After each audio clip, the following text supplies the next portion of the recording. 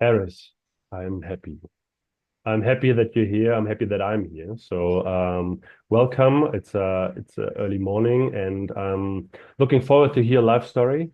We had a little chat like a month ago. I think it was on the meetup in Zurich. You are busy, busy, busy with producing and building, and we're coming to this part later on. But first, I would like you to give me the opportunity to introduce yourself. Ilir, thanks a lot for coming for having me here. It's been a long time since the first time that we spoke, and it's been really exciting times lately. A lot of work. Yeah. So how should we start? Do you want me to? Yeah, maybe you give a little intro, so who you are, what you're Yeah. doing, keeping it short. Then we go back in time, and finally, at the end of the episode, we have a little bit of time left for what you're doing today and what are the exciting things that you're working on. Yeah. So I am. Let's start from when I was born. I was born in Albania in 1988. Then I grew up there until the age of 10, and then my family immigrated to Greece, where I lived. I studied there, and in the end, I came to Zurich, Switzerland, 8 years ago. So I've been moving a little bit around. In the beginning with my family, and now on my own. I studied mechanical engineering, where I got really in love with robotics and all the technology that this is bringing with, and the potential that we get with robotics. And now I'm pushing and trying to build on top of all this experience, on top of this knowledge and the ambitions that I have, and move forward with something greater eventually. Mhm. Thanks for giving a short intro. We have been introduced, not directly, but indirectly by a former guest here that is Clyde Lika. So I think he is a good friend of yours, and he told me that I definitely should have you on the podcast as well because there's a lot of things to learn from you, exciting stories. So as you said, you grew up in Albania, but very early on you moved to Greece. Let's say maybe we can start here. So when I was in Albania as a kid, really happy times there, not many things to worry. Then at the age of 10, 1997, there was let's say civil war kind of Albania. So my family had to move. Things were getting really um, not safe from that perspective. You would have bullets falling from the sky because people are shooting with their arms on the sky during the last day. And there are a lot of kids and a lot of people getting injured. So my dad had to make a choice and then to leave for Greece. In the beginning, the idea is that okay, let's go, let's stay there for a couple of years, 2 or 3 years until the things settle down, and then we can come back. He had a business there already, but things got longer than he expected. So in the end, we stayed in Greece, and from that point on, my life essentially was Greece from there. I met Clyde when I was 15 years old, so 5 years later, let's say, from that point of view.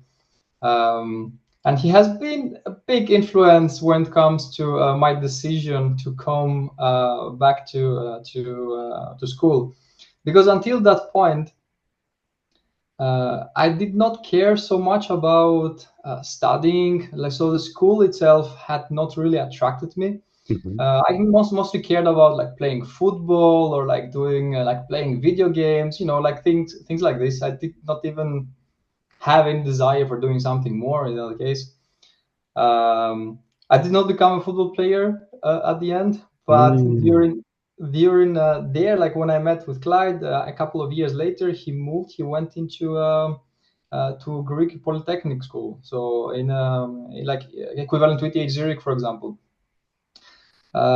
There, I actually learned that there is this engineering that I could also do, and this is very exciting. It sounded like a really, really good match with me because since a very little boy, I always liked to play with toys, and by this I mean opening them completely and making my own things with them, try and learning how electric motors work, like batteries, like this kind of um, small tools that you can actually use them to do something that you want, and this is very interesting.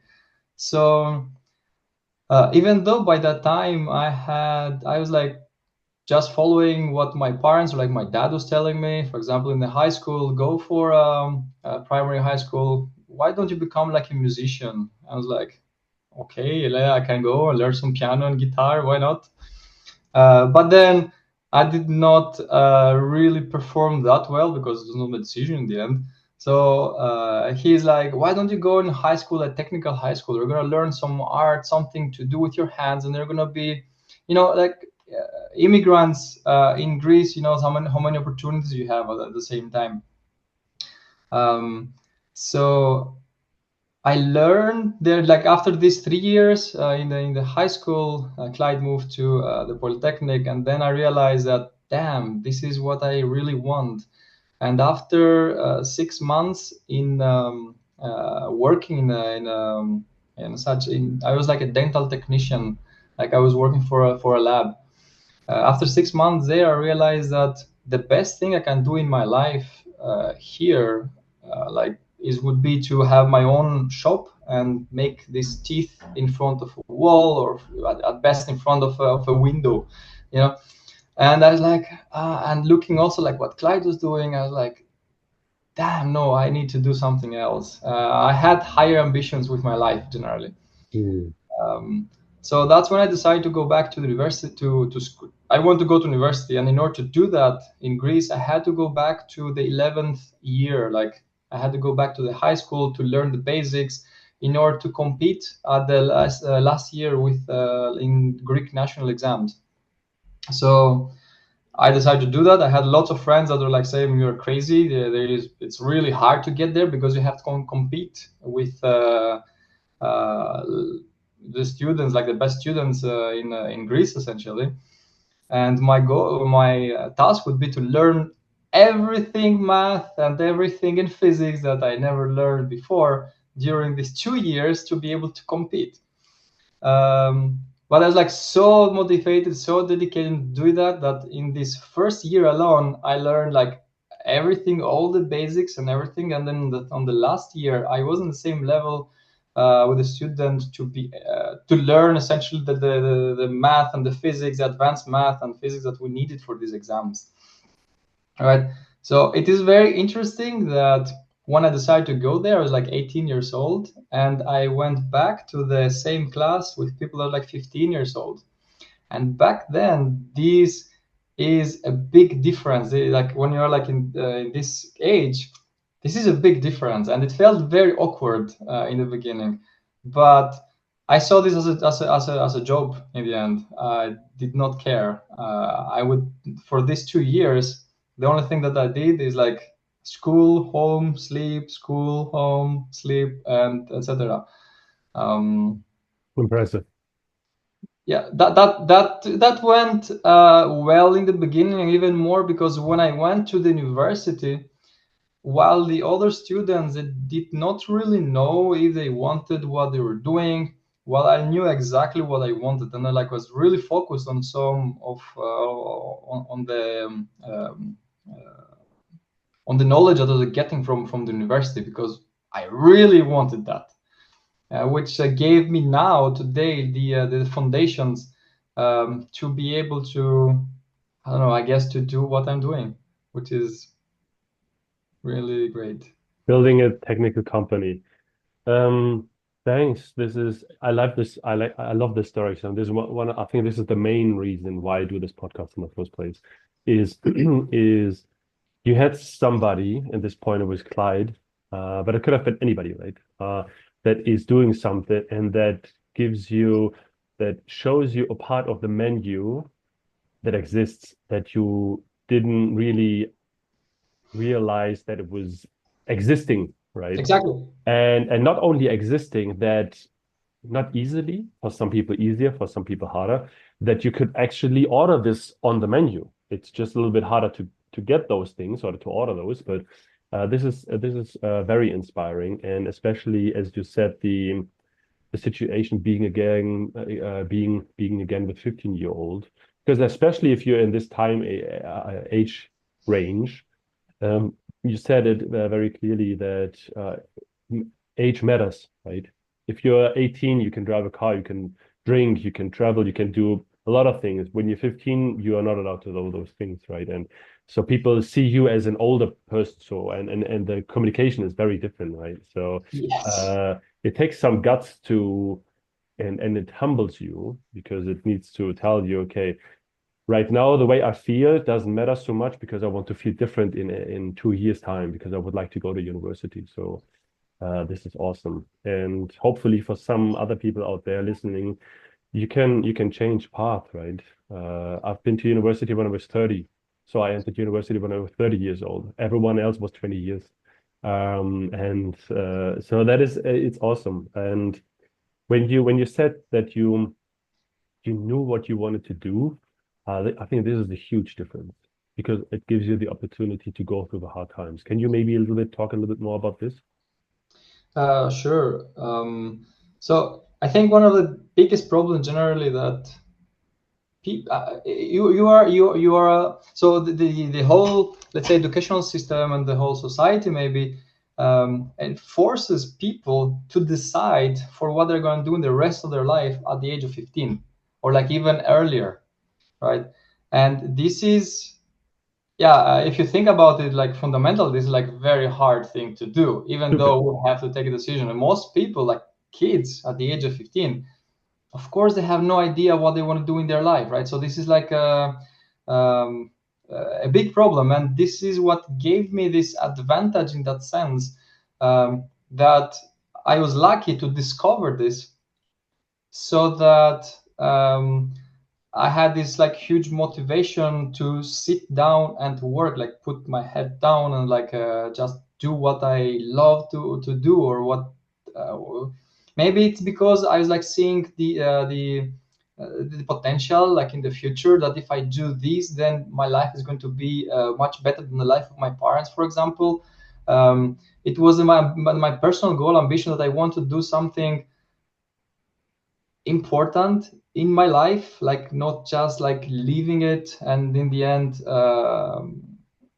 yeah, being no one. So I think once you have this combination of ambition and what you want to do, then you can work day and night. You are unstoppable, I think. Maybe people can derive from that it should be clear what they want to do, right? When I talk to clients or customers, it's very often one of the first questions, what do you want to achieve, right?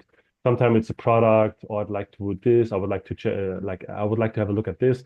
If you don't know which use case you would like to solve, if you don't know which problem you would like to solve, right, then it will be very hard for any provider or service or product to be of any help because if there's so many opportunities, and especially, let's say, in the manufacturing side on the shop floor, there's always a lot of problems happening, right? But if you don't know what you're focusing on, and here on the your side, you're the founder, and this is a podcast about building deep tech. If you don't know what you want to do, then it will be very hard to achieve it. That's perhaps like in every aspect in life, right? This can expand on all aspects in life, like in the same way. Yeah. That's right. I like to use an analogy I heard once, and I think it's maybe not 100% accurate, but especially if you have siblings, you can relate.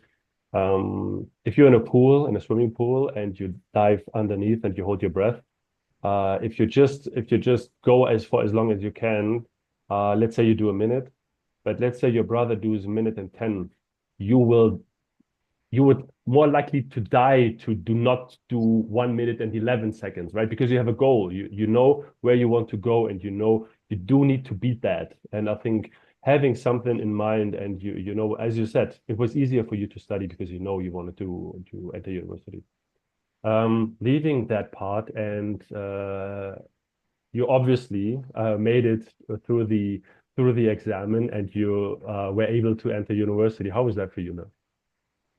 How was the feeling? The feeling uh, was in the beginning was like the most, let's say, happy moment in my life. Like I actually made it. It's like one of these milestones that you not make a lot of times in your life. So it's like a great experience, a great feeling. And I could not wait during that summer, like to have like 3 months of holidays. I could not wait to put my foot and like get to the university and start the classes. It was like, yeah, this was like crazy. At the same time, I felt like a big relief because like a huge goal in my life, a hard goal, and it's like very relieving when the results were positive and I could actually do it and I could actually relax for a bit and chill for a bit after all these months of hard working. Do you remember the first day when you went to the university? Yeah, I remember. It was like a very exciting day. A very exciting day. I was there, like looking, of course, so many people. I remember I went with my car because I didn't even have I had like a friend from the internet from some online games that he had a house there that he could host me there. So I went with a car. I parked there at the university, um, and I moved around, and everything was like yeah, unknown. You know, you have this feeling of being unknown, but at the same time that you feel confident of being there because um, it was it was really good feeling. But then soon you come back to life to realize that now it's you have to work again and everything settles again until next milestone. And you said that you had the disadvantage that you were not being so focused in school early on, and that you need to catch up. Then you were putting your head down, as you said, for 2 years to be able to catch up. Entering university now competing with everyone on a national level. How is that now in the first few semesters at university? Do you think you were on par, or do you realize it takes a few more years to become really comfortable in math or physics, or do you think yeah, maybe you can say a little bit about this. Yeah, so in Greece we have these national exams, and the universities they have like a max amount of people that they're allowed to get in. So in order for you to get into university, you have to prove through these exams that you are in the same level at least, right? So when I got into the university and the first years, like you kind of learn the basics, and some of the math and the physics are like similar to what we did in the last year, essentially at the high school. No, I felt completely in par or like even better, I would say, with average because also during these exams I wrote like maximum grades when it came to math and physics. Not so well in writing, but math and physics, it was like excellent. Nice, good to hear. Um, so yeah, there was no, I did not feel this being behind there. Because what I heard every now and then is that people excel in university at high school, and math and physics very easy for them. Then you enter university, and then you realize there's a lot of other smart people out there, right? So I'm not the smartest person anymore in the room. There's plenty of people who have been the best in their class. So I mean, you don't. So if you are really good in high school, doesn't mean that you're going to be as good at university, of course, because you're now competing with the same amount of people. But the big problem with the university, at least where I studied, and I think this is like a more a broader problem, is that once so the kids are being pushed by their parents to study, and once they get there, they have achieved this milestone or the goal that their parents put them to, and then they lose the interest of further studying because goal accomplished. Now I'm in university, now I can chill, you know. And soon after, you see this change in performance on the students, and this is what gave me the advantage that I kept pushing there. Of course, there are like also lots of people similar in that they had the urge to learn and they wanted. So I made also like many good friends there that they're really high skills and high quality, let's say, students. they're pushing each other, and realizing that you have a peer group, you have people that are same determined as you are, same skilled, same motivation, and sticking together and pushing itself. Nice. Yeah, you need that. You need that because otherwise you're going to average. right? You're going to balance with the rest. Even though this is not totally within your life, but I remember that that you said that Clyde was kind of a role model, and you at least, or he inspired you to do a little bit of university. I think he's a bit older than you, right? Clyde? Yeah, No, we're the same age. same Maybe, age. maybe he's 1 year, like half Okay, a year older than me. okay. But he was further in his journey than you were, right? Yeah, so he was further in the journey because when he was like more dedicated for this. His parents were also highly educated, so um, once when he was on the general high school in Greece, I was like in the technical high school in Greece, so I had to take me 3 more years to kind of come back to university. What Clyde was already 3 years at university because of this coming back to school. Mm-hmm. Um, Did you meet at university level then? No, so Clyde studied in Athens, while I studied in a different city in Patras in Greece. Ah, okay. So for 5 years we lost contact. When I would come back to Athens, like for holidays and these things, I would see him from time to time, but not really talking about what you're doing exactly. We lost a little bit of contact there. Mm-hmm. But once I finished my studies and I returned back to Athens, we get in contact again together, and we realized that we were doing very similar things. I was like working in robotics, like what I was doing in my, let's say, master's thesis and diploma thesis. I was like doing strawberry harvesting, a gripper for harvesting strawberries, and the computer vision for detecting the strawberries. And when I go back to Clyde was like doing these sensors for detecting the forces, and we're like, maybe we can do something together, you know. Um, and while I was like working in a startup in Greece, Clyde was also working at the university in the lab. Every evening we would meet together, like every evening we would stay until late night, developing the products, because they were like thinking maybe we do end effectors for robotic arms, like different tools, sensors, grippers, etc. So this was like the goal in the beginning. And yeah. Yeah, I mean, I love this kind of stories, like the two of you meeting every evening and building separately but together somehow your dreams. When you were at the end of the university time, did you already knew, because you just gave a little hint here, that you started working at the startup? How was that coming at the end of university with the topic of goals and what you would like to do afterwards? Do you had something in mind, or was that something that was Yeah, really? I had something in mind. So it's like, once you get close to finishing something, you start thinking about what's next. So during the university, during the last years at university, I wanted to do R&D. So I had this goal that if there's something interesting, it's going to be to invent things, like to work with innovation and this area. So this was kind of like my goal, and my decisions were always being taken such that I could go towards this direction. For example, at the university, I choose design and manufacturing as a branch there, right? It always helps when you kind of know beforehand. Also, decisions you take are not everywhere, but they're like more directed in a certain direction.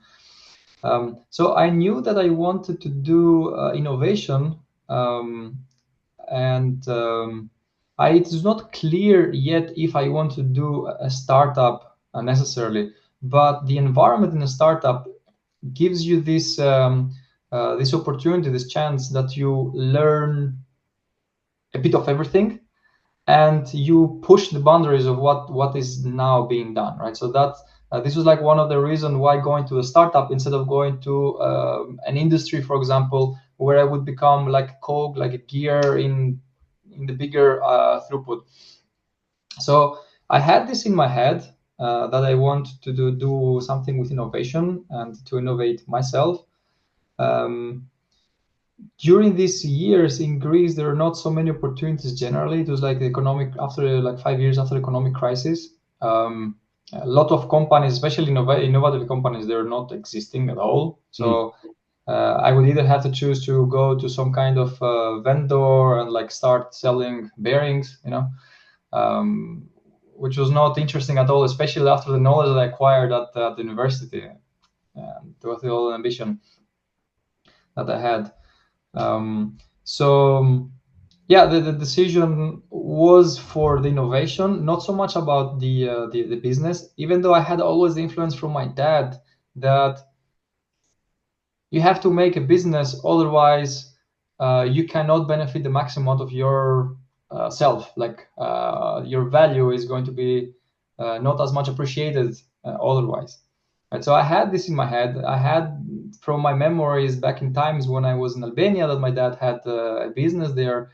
So this was always in my head, but it was not clear that I would go straight there.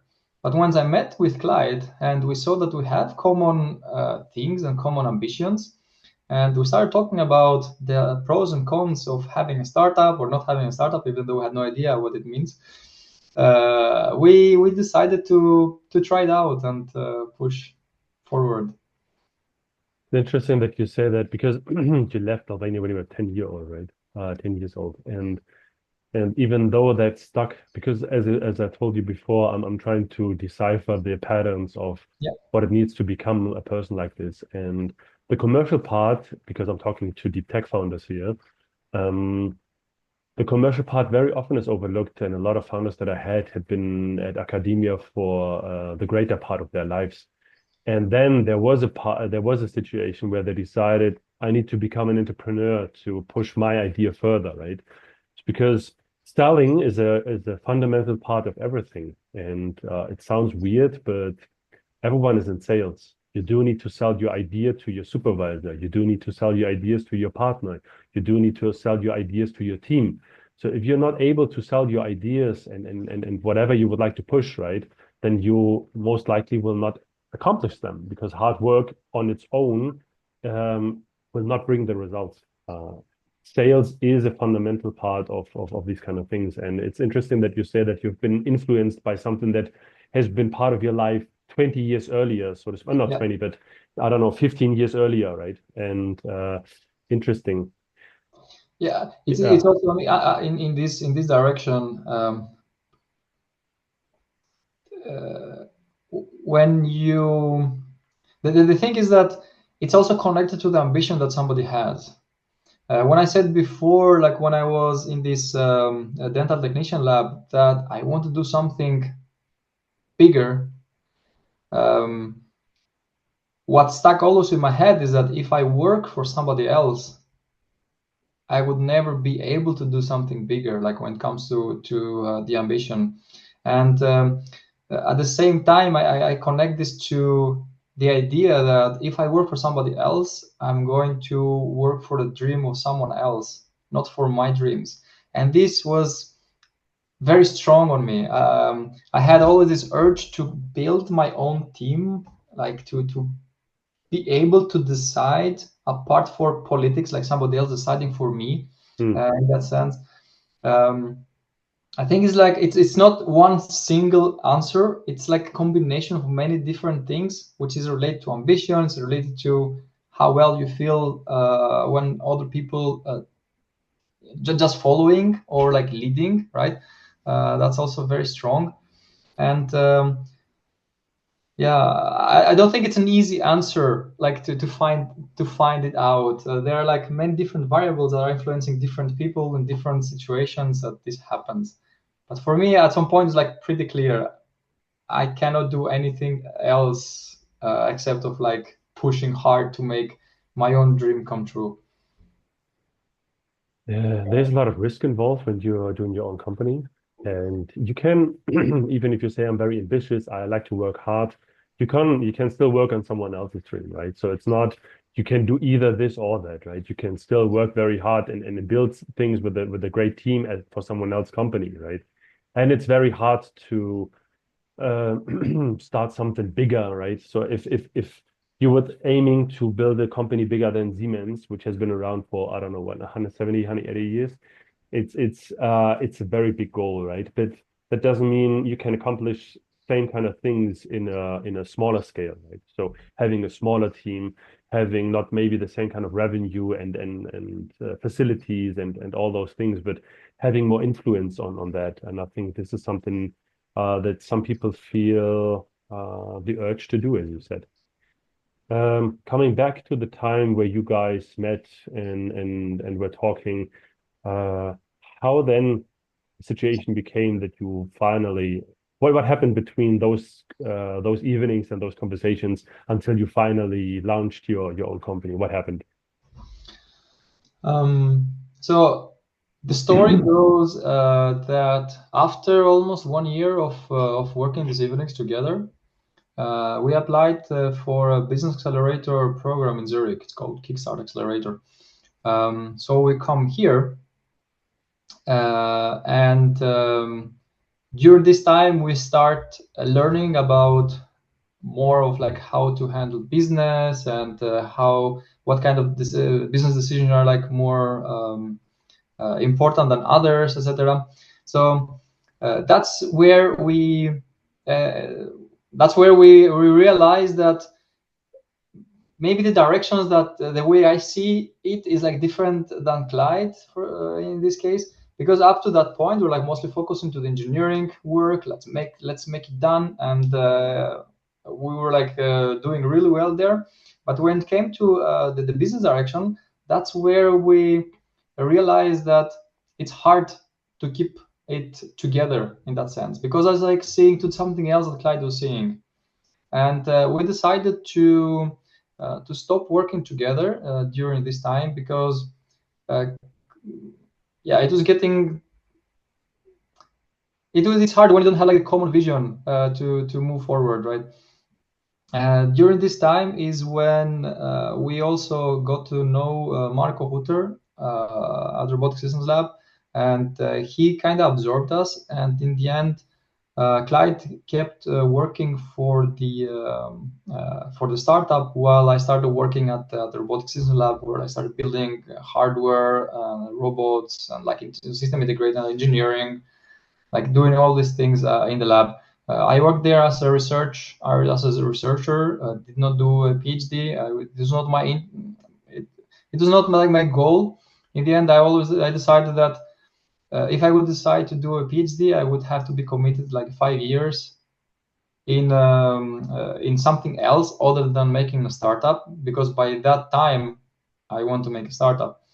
Even though I stayed for 8 years there, so without doing a startup in the end, so I would have also done the PhD in that sense. But during this time in this lab, like the opportunities that I was given there was like tremendous, like really great opportunities to really explore and learn things. And here sometimes, because you do need to have some sort of ego when you become an entrepreneur, when you become a founder. If you're totally selfless, then you might stay for someone else's dream, right? But here again, making the decisions, right? There's a difference between making decisions and deciding for something, or just being a boat in the wind on the current, right? And you stayed there because you wanted to stay there, right? You could have made a PhD because from what I heard, your grades always have been pretty good, and when you dedicated. So I guess there was an opportunity for you to do the PhD, but you decided to do other things. But when was the decision that you said, okay, 8 years enough now? Now I really would like to do something else. So the thing is that during this time there, I saw it as an opportunity to learn and to work on something that could eventually become the foundation for a startup. Because this was my goal of why staying in this lab. There was like, let's say, a master plan behind, you know. Mm-hmm. Because what we're doing there is like cutting edge, like really really high cutting edge technology, and then like very innovative things. And after 7 years building these robotic components, I decided that technology is like mature enough now that I could use my knowledge that I got there to start building my own robots and start moving towards this direction. Um, so this was like the thought that finally I have what I need to start my business. Mm. But it's then still takes a lot of guts to do it, right? You can build because people are very often asked, so where come the confidence, where comes confidence from? And I think I heard two good things that have explained and articulating this very well. So one of the things is you do need to be a little bit delusional. You do need to be a little bit delusional to tell yourself, I can do this. It's very hard, and a lot of people, the majority of people are failing. And there's so many battles that you're fighting against so many different kind of variables. This is one part. You do need to be a little bit delusional, but the other part is that you stacked on experience and confidence over the things that you've done in the past, right? You look back and you say, I wanted to go to university. Bam, I did it. I wanted to go or I would like to, I wanted to do something more business-wise. So I wanted to apply to this accelerator because I guess there's more than one people or two people applying for the accelerator, right? So you do need to have your things on par. And you did that. So you're now in Zurich and getting in the lab of Marco Hutter. I guess there's plenty of people who would like to go into the lab of Marco Hutter. So again, you're now there, right? So that you can build upon your past work and you can gain your confidence from there, right? So and I really like this as you said, master plan, right? Maybe over the course of time, master plan build up and Changes. expanded, Yeah, that's but right. but Yeah. but there There's a was some goal. sort of it, yeah. I'm more like a strategic thinker in that sense. I see that if I need, when I want to get something specific, then I think about what kind of decision I have to take in order to get closer to that goal, right? It's not necessarily that I will have all the details there, but once you have this goal and when the time comes and you are flexible enough that you change direction, you go towards the goal that you want. To come about what you said about being delusional, I see myself very often as I did also back then, when I started to get back to school, that if I would see, if I would know how hard that would be from the day one, maybe I would not have taken the decision to do that. You know, it's like when you see how tall a mountain is, maybe you're scared and then you don't start climbing. But if you don't look so high, like you don't look at the difficulty and how hard something is, and then you just start walking and start essentially working, you end up getting over that mountain and many mountains after that. It's a great analogy. And It's something that, I mean, of course, you also need to have strong legs in the end to do that, like to take the decision to get there, right? But it's a combination of both of what you said, like the confidence on your own past experience and the skill and how you feel about climbing mountains, and then not look too high. So be a little bit delusional.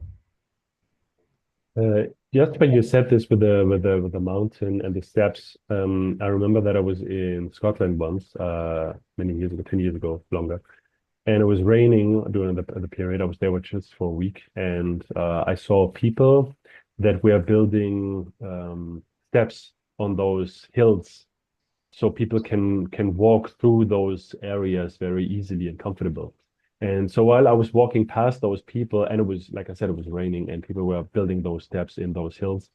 I went over to these guys and said, "So how do you do this? How do you not lose? How do you say?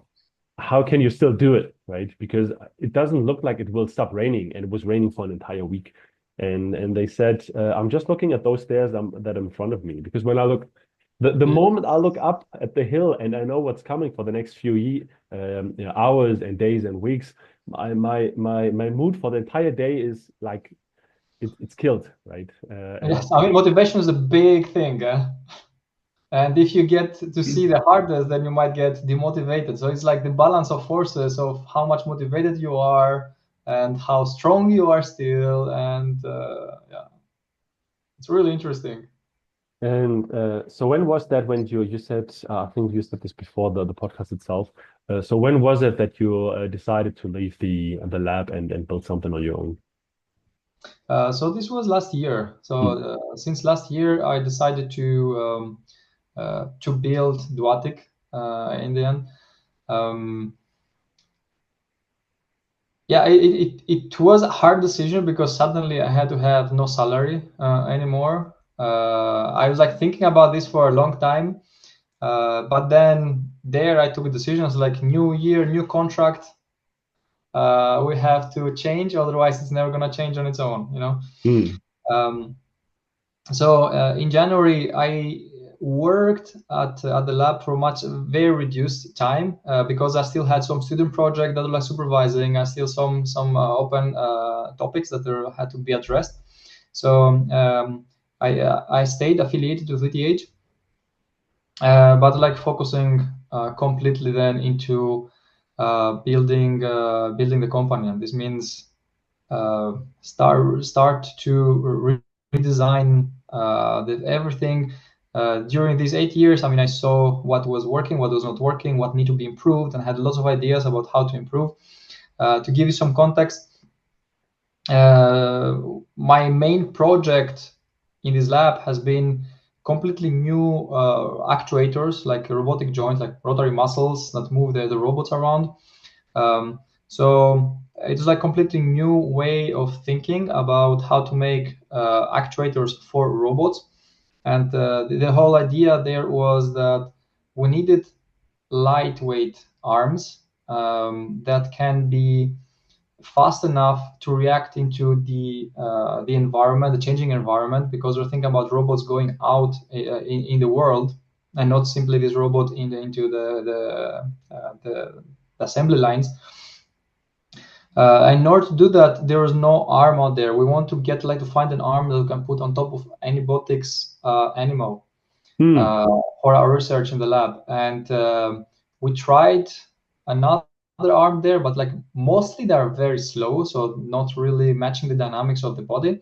Most of these cobot arms out there, they're like heavy, so we needed something lightweight that we can put on top, and the payload had to be high enough. And not all the technology was like matching what we want to do, and we started from building the most basic, like the core of robot. That was my first project, and then with this I built the arm. And after all these years looking the arm how it works in this lab, I decided now to make like a product out of it and not this a prototype, because I saw there's like a huge need of lots of researchers, a lot of things of people that need this kind of technology that would enable them to do many more things. And we see, I mean, the main advance like mobile manipulation, where you have like robotic arms on mobile platforms. And recently we saw this spike with humanoids robots. And this would be like an ideal arm for this kind of platform because it's developed specifically for mobile platforms and tested through many years in that sense. So I saw the opportunity, I saw the need, and I decided to take this step and start building today the physical bodies, let's say, of robots in Europe, which are not so many hardware companies doing that in Europe today. If you you don't need to go too much into detail, but I really like the idea of maybe you walking us through. It's new year. You're saying new contract. I want to reduce my hours at the university. I want to build my own thing. What are the steps that you have taken? Because you're now over 1 year into your journey, but still very new.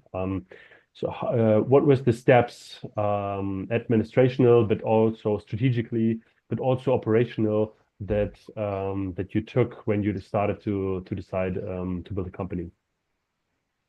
Um, so I mean, first of all, I had to find financial backup, like for this step.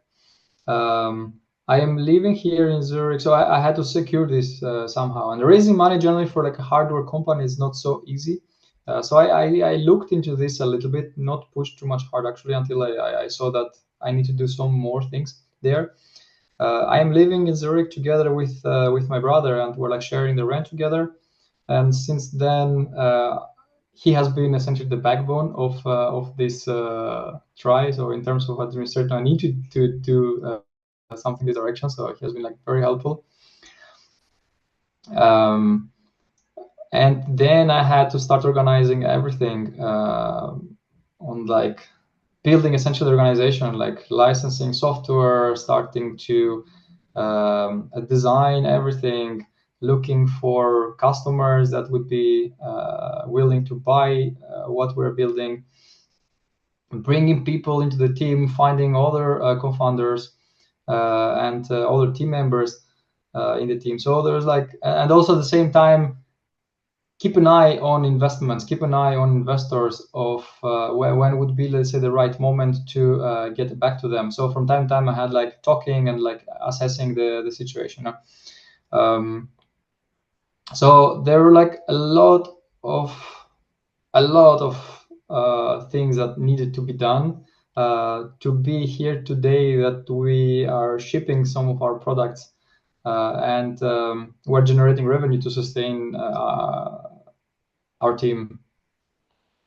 How big is the team? We are today six full-time employees, and we have 2 more part-time employees. And how big was the team when you started? Was it just on your own, or have you been? It was, I mean, it has been like in the beginning, it has been me and my brother mostly. So we've been working together into designing and making the first product.